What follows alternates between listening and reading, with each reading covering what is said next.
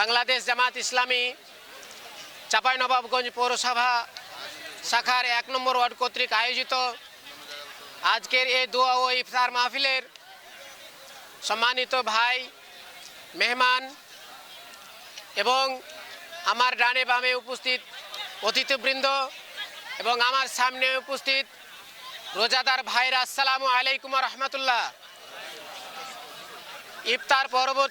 ইফতার পূর্ববর্তী এই বক্তব্যে খুব একটা মজা নাই, তারপরও কিছু কথা না বললেই নয়।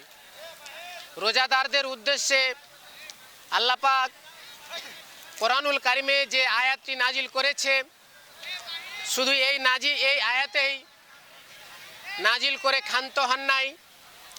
আল্লাহ পাক এই আয়াতে আরও একটি গুরুত্বপূর্ণ বিষয়কে সামনে নিয়ে এসেছেন, তা হলো লাআল্লাকুম তাত্তাকুন। রোজাদারদের রোজা রাখার মূল উদ্দেশ্যই হচ্ছে তাকওয়া অর্জন করা। তাকওয়া মুসলমান তথা ঈমানদারদের সকল ইবাদতের পূর্ণাঙ্গ রূপকে বলা হয় তাকওয়া। তাকওয়া অর্থ হচ্ছে আল্লাহর ভয় ভীতি।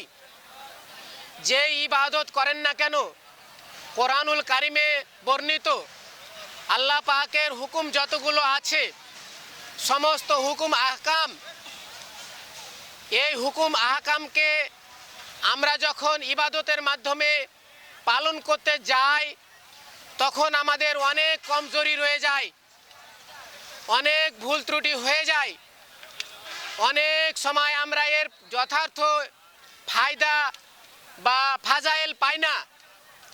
এই জন্যে যে আমরা তাকওয়া অর্জন করতে পারি নাই।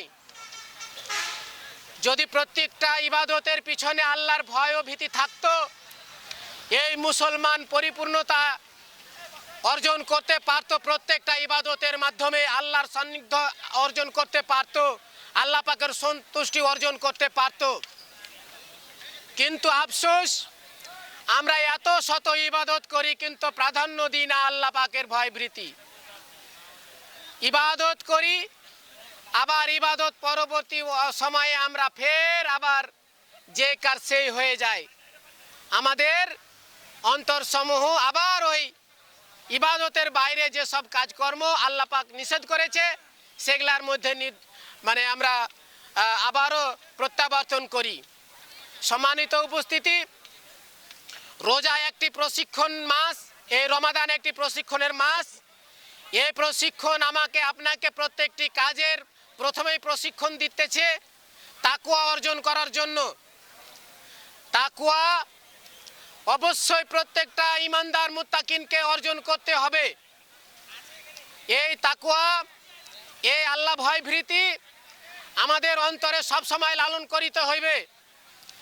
এই 1 মাস রোজা রাখার মাধ্যমে, সিয়াম সাধনার মাধ্যমে বাকি 11টি মাস যেন আমরা এই চর্চা করতে পারি। এখন যেমন আমরা সমস্ত হারাম কাম থেকে একবারে আল্লাহ পাকের হুকুমের মধ্যে দিয়ে সব সময় পার করতেছি। মাগরিবের নামাজের পরে এশারের নামাজ, এশারের পরে তারাবি, তারাবির পরে ফের সেহরি, ফের সেহরির পরে সারাদিন আল্লাহ পাকের হুকুম। এমনকি এখন পর্যন্ত আল্লাহ পাকের হুকুম না হওয়ার কারণে আমরা ইফতার সামনে নিয়ে দাঁড়িয়ে আছি, তাই কিনা? বসে আছি কিনা? কার হুকুমে? আল্লাহ পাকের হুকুমে। এখন আপনি বলতে পারি যে আমাদের এতগুলো রোজার মধ্যে একমাত্র আল্লাহ পাকই জানে আমরা কে রোজা রেখেছি, প্রকৃত রোজাদার কে, সঠিক কিনা? কেননা আপনি যেটা দেখি সেটা দুনিয়ার দেখা, আর আমার আল্লাহ পাক যা দেখে তা হচ্ছে দুনিয়ার বাইরে সমস্ত কিছুর মধ্যে দেখা। যার কারণে আমরা দুনিয়ার মানুষকে, দুনিয়ার জীবনকে, দুনিয়ার সমস্ত কিছুকে ফাঁকি দিতে পারলে আল্লাহর চোখকে ফাঁকি দিতে পারি না, এই বিশ্বাসেই রোজা রাখছি, তাই না?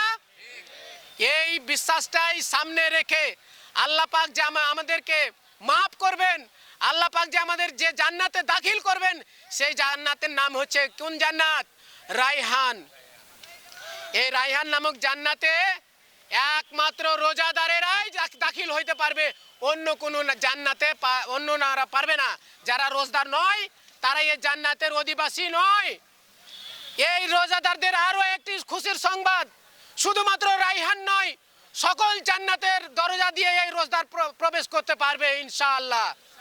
প্রকৃত রোজদার হন, প্রকৃত ইমানদার হন, আল্লাহর জমিনে প্রকৃত ইমানদার হয়ে প্রত্যাবর্তন করুন এবং বিচারণ করুন। আল্লাহ যেন আমাদেরকে প্রকৃত ইমানদার হয়ে তার এই জমিনে যত হুকুম আকাম আছে সবগুলো যেন আমাদেরকে আমল করার তৌফিক দান করে। এই বলে আমি আমার বক্তব্য শেষ করছি।